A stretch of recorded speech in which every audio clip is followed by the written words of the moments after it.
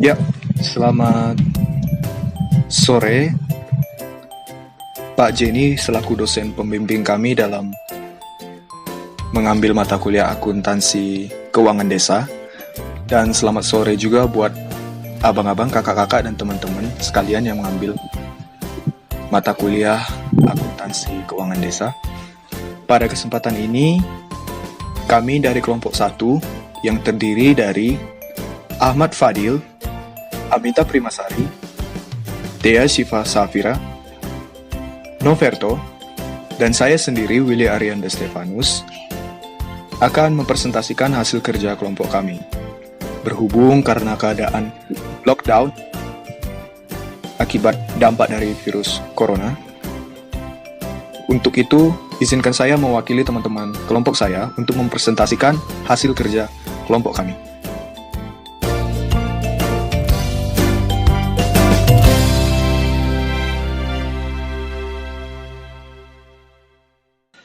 Ya, topik pembahasan yang pertama terdiri dari pendahuluan dan wacana akuntansi desa berbasis manajemen dan budaya desa. Nah, pada pendahuluan ini tentu seorang akuntan berperan sangat penting dalam suatu pembuatan laporan keuangan desa. Untuk itu, para perancang sistem keuangan desa menjadi sistem akuntansi seharusnya memberikan kemudahan bagi pelaksana pembendaharaan dan akuntansi di desa-desa atau key in operator, menghasilkan peningkatan upaya kualitas 1000% bagi penanggung-jawaban dana desa oleh kabinet di hadapan DPR karena laporan keuangan desa berpotensi dapat diperiksa dan dibui oleh Badan Pemeriksa Keuangan atau BPK. Berikutnya wacana akuntansi desa berbasis manajemen dan budaya desa. Nah, dalam wacana akuntansi desa berbasis manajemen dan budaya desa ini terdiri dari beberapa bagian. Ya, ada banyak. Yang pertama, jenis akun yang berpengaruh pada pos-pos dalam buku Kas Desa menurut Permendagri nomor 113 tahun 2014, yaitu desa pertanian, desa perikanan dan pelayaran, desa pasar dan perdagangan, desa wisata atau istirahat, desa lalu lintas penyeberangan sungai, danau, atau laut, desa keramat, candi, sumber air, makam sunan, desa tambakan, dan desa gabungan desa, federasi gabungan desa genealogis. Dan di bagian kedua, desa merupakan entitas pelaporan-laporan keuangan bagi desa itu sendiri. Tidak ada entitas yang menaungi suatu desa. Jadi desa membuat entitas laporan keuangannya sendiri. Kesatuan pemerintah dan masyarakat sendiri dibangun berdasarkan 3 ikatan. Yang pertama, ikatan manusia dengan alam. Dengan adanya keterikatan manusia dengan alam yang baik, tentu akan memungkinkan sumber daya alam yang baik pula dan memungkinkan berlakunya impor dari desa satu ke desa lainnya. Yang kedua, ikatan manusia dengan anggota desa yang sama. Nah, dalam hal ini, setiap individu di desa tentu harus memiliki interaksi yang baik untuk mencapai mufakat dan musyawarah yang telah dilakukan bersama. Yang ketiga, ikatan manusia dengan Tuhan. Dalam hal ini tentu kaitannya dengan agama. Alangkah baiknya setiap individu di desa memiliki keyakinan dalam agamanya masing-masing. Ketiga, lembaga keuangan desa sebaiknya sangat sederhana, mengingat jumlah rata-rata penduduk yang beragam. Yang keempat, hukum positif desa, antara lain berbagai undang-undang, peraturan pemerintah, dan peraturan menteri, dan jangan sampai mengganggu adat istiadat yang ada di desa tersebut selama ribuan tahun. Jadi dengan ada peraturan pemerintah, peraturan perundang-undangan, itu sebaiknya jangan mengganggu adat istiadat yang ada di desa. Kelima, mayoritas penduduk desa hendaknya dibiarkan menentukan kepala desa sendiri. Jadi dalam pemilihan kepala desa, masyarakat desa itu sebaiknya tidak terikat atau tidak terprovokasi atau tidak dalam kecaman dari pihak manapun dalam pemilihan kepala desanya. Berikutnya, otonomi desa atau hak, wewenang, dan kewajiban daerah otonom desa adalah segalanya.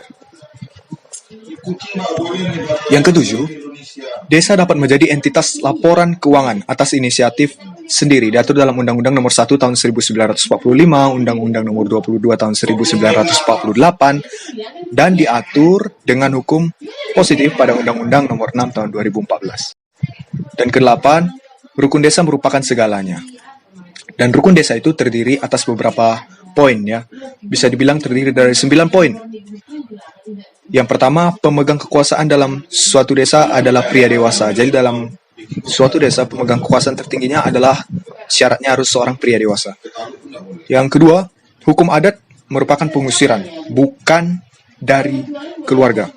Jadi, dalam hukum adat ini, yang dilaksanakan oleh desa, yang diusir dari individu itu adalah pengusirannya dari sukunya, bukan dari keluarganya. Yang ketiga, harta benda merupakan milik suku. Yang keempat, perdagangan dilakukan oleh suku, bukan perorangan. Jadi, seperti yang kita ketahui, desa ini masyarakatnya lebih berbasis kepada gotong royong, sehingga perdagangan pun, sampai sistem perdagangan sekalipun tentu dilakukan secara bersama, untuk mencapai tujuan bersama. Berikutnya, seseorang seperti guru, penyuluh, pedagang, dan penambang, wakil camat dan lurah yang ingin menetap dapat diterima sebagai warga masyarakat berdasarkan musyawarah suku. Jadi, jika ada seseorang yang berada di luar desa yang ingin datang ke desa, tentu mereka harus melaksanakan musyawarah dan mufakat dulu terhadap kepala desa dan komponen-komponen desa lainnya. Berikutnya, kepentingan perorangan tidak dikenal dalam masyarakat desa. Nah, seperti yang saya katakan sebelumnya tadi, masyarakat desa tentu terkenal dengan kebiasaan yang bergotong royong, tidak mementingkan kepentingan perorangan seperti masyarakat di perkotaan. Berikutnya, mungkin terdapat pajak atas keluarga. Berikutnya, terdapat pengadilan suku atas pelanggaran satu keluarga. Jadi, jika suatu individu melanggar, akan diadili oleh pihak yang berwenang di desa tersebut. Berikutnya, pria dewasa sendirian beresiko tidak mempunyai hak suara dalam musyawarah desa. Dalam lingkungan pedesaan, jika kita selalu mengutamakan kepentingan individu, tentu akan sulit mendapatkan relasi yang baik dengan masyarakat desa. Karena kebiasaan masyarakat desa tadi yang memiliki sifat untuk berorganisasi atau lebih kepada bekerja dalam kelompok, tidak mementingkan kepentingan individu. Nah, untuk mempersingkat waktu, saya akan baca secara cepat agar teman-teman, abang-abang, dan kakak-kakak semua tidak terlalu bosan ya. Kesembilan, konsep teritorial bagi desa. Konsep teritorial bagi desa ini terdiri dari 3. Yang pertama, persekutuan dusun, persekutuan daerah dengan karakteristik serupa, dan gabungan dusun. Selanjutnya, yang ke-10, persekutuan dusun terbentuk karena beberapa desa yang bersatu atas inisiatif sendiri. Jadi, yang namanya persekutuan dalam dusun tidak wajib harus ada, tapi berdasarkan inisiatif desa itu sendiri, apakah mereka ingin bersatu membentuk sebuah dusun atau mereka ingin berdiri sendiri. Berikutnya, ke-11, laporan keuangan desa bermanfaat bagi BPK, BPKP, dan berbagai kementerian pada pemerintah pusat. Ke-12, dalam akuntansi desa, entitas gabungan desa teritorial, gabungan nagari adalah superstructure dari entitas laporan keuangan desa. Ke-13, akuntansi desa mencakupi berbagai jenis desa perdikan. Ke-14, pemerintah wajib menghormati hukum adat desa. Ke-15, laporan keuangan desa hendaknya menyikapi aspek dalam kehidupan desa. Ke-16, entitas laporan keuangan desa adalah sebuah bentuk ikatan manusia desa dengan manusia sedesa yang lain. Ke-17, laporan keuangan desa berfokus pada neraca. Ya, selanjutnya ini ke-18 ya, tugas kepala desa. Apa saja tugas kepala desa? Yang pertama, melakukan pengawasan umum dan paripurna atas desa. Yang kedua, bertindak sebagai pelindung adat desa, menjaga sistem kolegial. Ketiga, mengatur polisi desa. Keempat, menyelesaikan berbagai perselisihan kecil yang terjadi di desa. Yang kelima, melakukan pemungutan pendapatan desa. Yang keenam, memimpin rapat desa. Yang ketujuh, berkoordinasi berkaitan dengan kegiatan gugur gunung atau semacamnya. Yang kedelapan, kepala desa bersama orang-orang tua desa membentuk dewan desa. Kesembilan, kepala desa tidak boleh mengatur atau menentukan zakat. Kesepuluh, pemerintah yudikatif adalah Dewan Marokaki. Ke-11, rapat desa adalah lembaga legislatif desa, merupakan lembaga tertinggi di desa. Ke-19, kepala desa dibantu oleh wakil-wakil kepala desa atau kepala-kepala kecil desa yang menjabat sebagai juru tulis atau pegawai biasa. Ke-20, kepala desa dapat ditunjuk oleh pemerintah pusat sebagai wakil pemerintah untuk tugas memungut pajak desa. Ke-21, gagasan pembangunan desa sebagai daerah otonom tingkat 3. Ke-22, neraca desa hendaknya menggambarkan bumi. Ke-23, pelatihan sistem akuntansi keuangan dan perbendaharaan desa harus dilakukan secara demokratis. Manajemen desa berpengaruh pada buku kas desa, pertanggungjawaban non-keuangan pemerintah desa, akuntansi desa, dan laporan keuangan desa antara lain dijelaskan oleh bagian organisasi. Nah, bagian organisasi desa ada apa saja sih? Yang pertama, bagian umum desa. Yang kedua, bagian keamanan desa. Yang ketiga, bagian kemakmuran desa. Yang keempat, bagian kesejahteraan desa. Dan yang kelima, bagian teknik umum desa. Nah, setiap organisasi ini memiliki urusannya masing-masing. Misalnya bagian umum desa berurusan dalam urusan peraturan desa, urusan administrasi desa, dan urusan tanah desa. Bagian keamanan desa bertujuan untuk urusan polisi hutan, urusan polisi bidang ekonomi, sosial, dan politik di desa. Yang ketiga, bagian kemakmuran desa. Bagian ini bertujuan untuk mengurus pertanian, perikanan, perdagangan, dan pelayaran desa. Yang keempat, bagian kesejahteraan desa. Bagian ini bertujuan untuk mengurus pendidikan, kebudayaan, kewarganegaraan, dan rumah sakit desa. Dan bagian kelima, bagian teknik umum desa. Bagian ini mengurus urusan hutan desa, pemakaman umum, dan irigasi desa.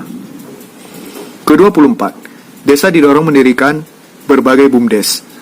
Berkaitan dengan penghasilan utama dan penghasilan tetap mendirikan BUMDes yang meliputi urusan pertanian, pemeliharaan dan penangkapan ikan, pertambangan, pasar hasil bumi, dan lainnya.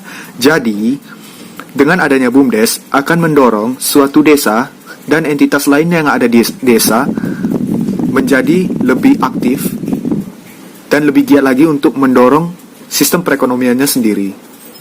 Sehingga akan tercipta efektivitas dan kelancaran dalam sistem ekonomi di desa tersebut.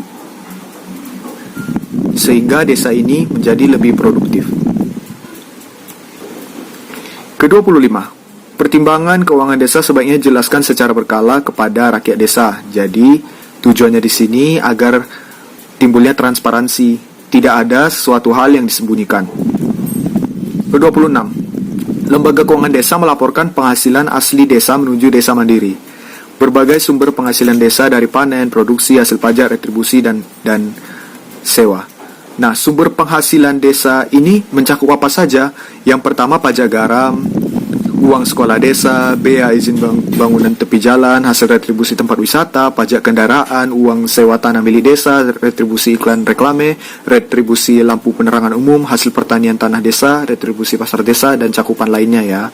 Ya, selanjutnya kita berbicara mengenai struktur manajemen desa. Nah, dalam struktur manajemen desa ini, sebuah laporan keuangan sebaiknya mengungkapkan struktur organisasi dan kualitas organisasi yang ada di dalamnya. Nah, struktur manajemen desa ini memiliki keenam fungsi. Apa saja 6 fungsi struktur manajemen desa ini?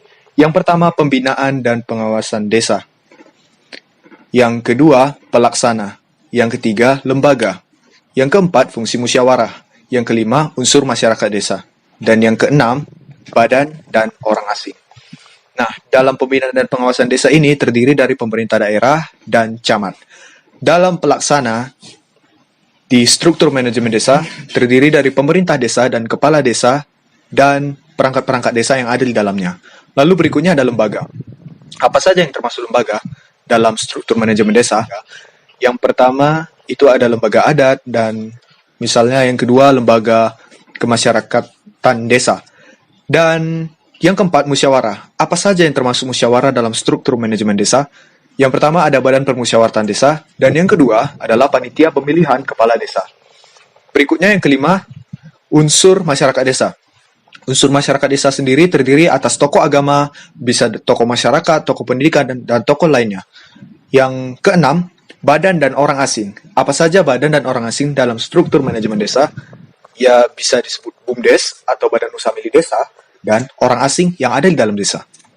Berikutnya, manajemen pendapatan desa. Manajemen pendapatan desa sendiri terdiri atas dua bagian.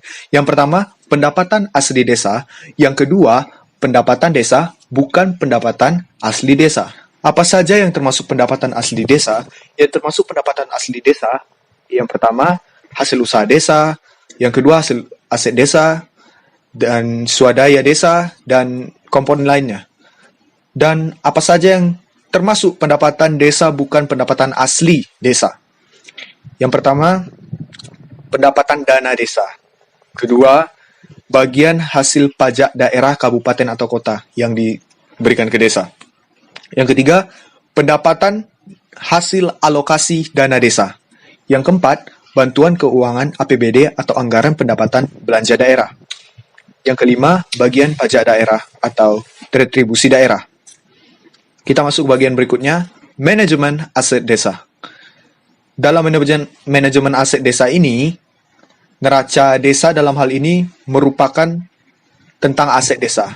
Banyak sekali aset negara atau aset pemerintahan yang hilang, tidak digunakan secara optimal dan tidak terpelihara karena tidak mempunyai catatan aset yang memadai berbasis sistem akuntansi. Yang kedua, aset desa adalah barang hak milik desa. Dan aset kelurahan adalah milik pemerintah daerah, kabupaten atau kota, sesuai dengan pasal 11 Undang-Undang Nomor 6 Tahun 2014. Dan yang ketiga, perubahan status kelurahan menjadi status desa harus melalui status desa. Begitu juga sebaliknya. Berikutnya, aset desa. Apa saja yang termasuk aset desa? Sebenarnya, aset desa ini memiliki cakupan yang luas. Misalnya, tanah desa bersertifikat atas nama desa, infrastruktur di lingkungan desa seperti jembatan desa, kincir angin, lalu bangunan milik desa seperti sekolah, tempat ibadah, dan lumbung padi, mesin-mesin, kendaraan khas desa, dan banyak komponen lainnya yang termasuk ke dalam aset desa. Jadi, aset desa ini cakupannya luas ya, teman-teman. Nah, untuk mempersingkat lagi, agar teman-teman, abang-abang, dan kakak-kakak dan gak bosan melihat slide presentasi kami, saya akan mencoba membacakan cepat bagian A, pembangunan, pemanfaatan, dan pemeliharaan infrastruktur sarana-prasarana dalam desa. Karena bagian ini menurut saya memiliki komponen yang banyak. Jadi, saya akan membacakannya secara cepat ya. Dan semoga teman-teman, abang-abang, dan kakak-kakak bisa memahaminya. Infrastruktur dalam desa. Infrastruktur dalam desa itu terdiri dari beberapa hal. Yang pertama, infrastruktur dermaga atau tambahan perahu desa. Tapi sebelumnya kita harus tahu dulu apa itu infrastruktur. Jadi, infrastruktur itu adalah segala sesuatu yang bisa digunakan untuk melancarkan sistem perekonomian ataupun sistem lainnya yang bisa mengaitkan satu daerah dengan daerah lain dan berguna juga untuk pemenuhan kebutuhan dalam suatu lingkungan tertentu. Jadi, jalan raya atau listrik termasuk dalam infrastruktur. Jadi apa saja yang termasuk infrastruktur di dalam desa? Jadi yang termasuk infrastruktur di dalam desa itu ada dermaga atau tambahan perahu desa, jalan di dalam pemukiman desa, jalan desa antara pemukiman desa dan wilayah pertanian desa, infrastruktur pembangkit listrik dan mikrohidro dan lain-lain, infrastruktur lingkungan pemukiman desa, dan infrastruktur lainnya yang mungkin ada di desa. Nah, berikutnya kita akan membahas pembangunan, pemanfaatan, dan pemeliharaan sarana dan prasarana kesehatan desa.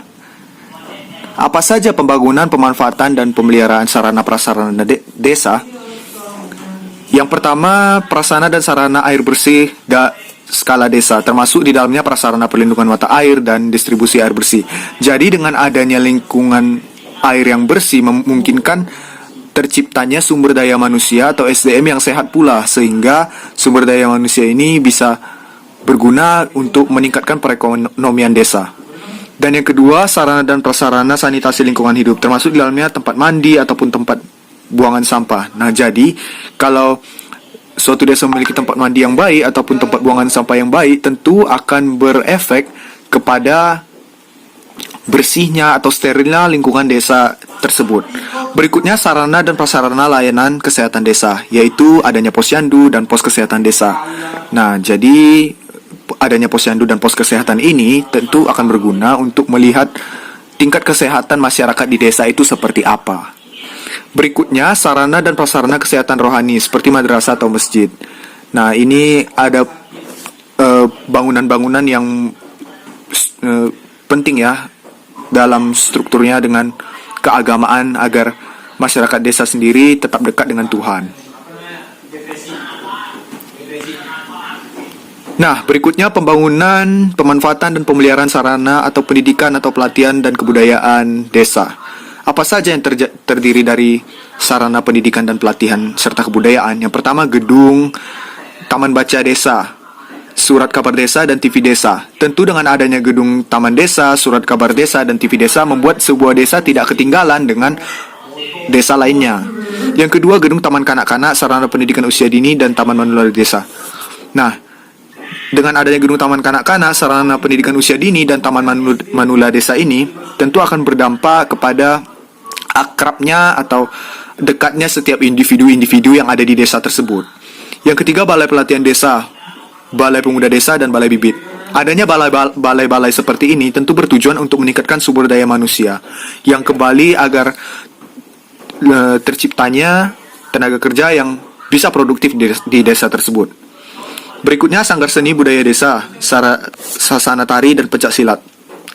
Adanya sanggar seni budaya desa, sasana tari, dan pencak silat tentu akan berdampak kepada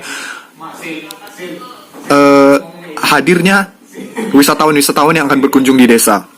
Tentunya dengan adanya sanggar seni budaya desa ini akan menarik minat tersendiri bagi wisatawan. Berikutnya, pasar seni desa dan adanya sarana desa seperti tempat parkir wisatawan. Nah, tentu dengan adanya pasar seni dan adanya tempat parkir wisatawan, tentu wisatawan yang akan berkunjung ke desa akan betah di desa tersebut. Dan jika wisatawan betah di desa tersebut, tentu dia akan membeli cindera mata mungkin dari pasar seni yang ada di desa tersebut. Selanjutnya, pembangunan, pemanfaatan, dan pemeliharaan sarana dan prasarana pelindung kelestarian lingkungan hidup desa. Nah, itu terdiri dari beberapa poin ya. Yang pertama, pembangunan sarana dan prasarana penghijauan dan kelestarian desa. Nah, ini lebih kepada reboisasi. Reboisasi atau penanaman kembali hutan yang mungkin gundul akibat penebangan liar yang sudah terjadi demi kelestarian alam di desa. Nah, berikutnya ada yang namanya pembangunan terasering. Nah, teman-teman tahu nggak apa itu terasering? Jadi terasering itu kayak gini nih. Udah lihat ya? Jadi dengan adanya terasering, sumber mata air di desa dapat terbagi dengan rata.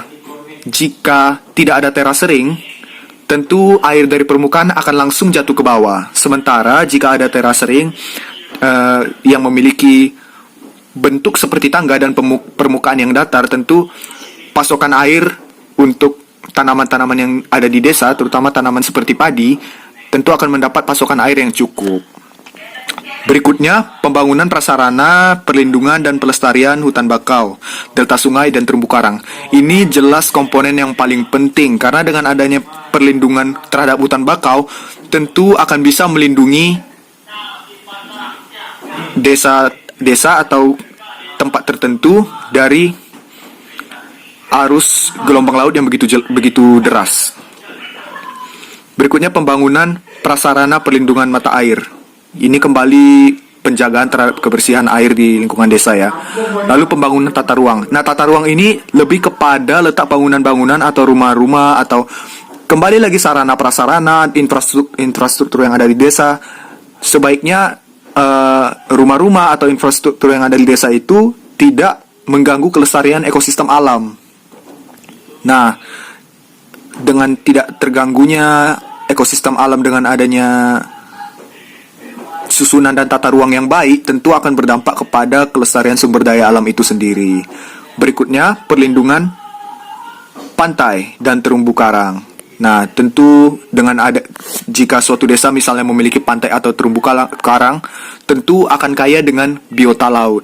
Dan biota laut ini bisa saja nantinya dengan jumlah yang besar bisa menjadi objek untuk diimpor di suatu desa tersebut. Nah, selanjutnya kita akan masuk kepada manajemen perolehan aset desa. Dalam manajemen perolehan aset desa ini sendiri, asal muasal perolehan aset desa itu ada berbagai macam ya. Yang pertama, itu pembelian aset desa bukan kas sesuai pasal 76 ayat 2. Pembangunan lokasi sektoral aset bukan kas sesuai pasal 81 dan pembangunan kawasan desa sesuai pasal 83 Undang-Undang Nomor 6 Tahun 2014. Lalu yang kedua, pembangunan sendiri aset desa. Nah, desa itu bisa membangun sendiri asetnya tanpa harus membeli. Berikutnya penerimaan hadiah, hibah, sumbangan, dan sejenisnya. Jadi, pemberian dari desa lainnya kepada suatu desa juga termasuk perolehan aset suatu desa. Sehingga itu yang namanya hadiah atau hibah dan semacamnya. Terus yang keempat, perolehan aset akibat perjanjian atau kontrak. Nah, jadi jika ada suatu entitas bisnis yang melakukan kegiatan bisnis di desa tersebut dan mungkin usai dari kegiatan bisnisnya dia memberikan aset setelah melakukan perjanjian dengan desa tersebut, maka desa tersebut akan memperoleh aset dari entitas bisnis tersebut. Berikutnya hasil kerjasama desa. Jadi desa satu dengan desa lainnya bisa saja saling memberikan aset untuk memenuhi kebutuhan yang ada di desa tersebut. Lalu setelah itu perolehan lain aset desa secara hukum. Selanjutnya pembangunan sarana prasarana dan perubahan status kelurahan menjadi status desa. Nah, berikutnya manajemen operasional aset desa. Nah, manajemen operasional aset desa ini sendiri memiliki dasar-dasar. Apa saja dasar-dasar dalam manajemen operasional aset desa? Nah, dasar pengelolaan itu pasti bernilai ekonomi. Nah, dasar pengelolaan ini terdiri dari 3 poin yang paling penting. Apa saja itu? Yang pertama, meningkatkan pendapatan desa. Yang kedua, meningkatkan kesejahteraan desa. Dan yang ketiga, meningkatkan taraf hidup penduduk desa. Nah, yang kedua adalah pemberdayaan masyarakat desa.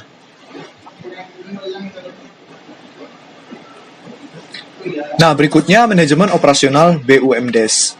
Nah, apa itu BUMDes? Badan Usaha Milik Desa, seperti yang sudah kita bahas sebelumnya. Badan Usaha Milik Pemerintah disebut dengan BUMN atau Badan Usaha Milik Pemerintah yang pada tatanan NKRI disebut BUMN. Nah, kalau bagi desa tentu BUMDes, Badan Usaha Milik Desa. Berikutnya, desa dapat membentuk entitas BUMDes dan beberapa desa dapat membentuk entitas BUM antar desa. Misalnya BUMDes pasar desa bersama. Jadi semacam penyatuan bisnis gitu, seperti itu. Semacam penyatuan bisnis antar desa.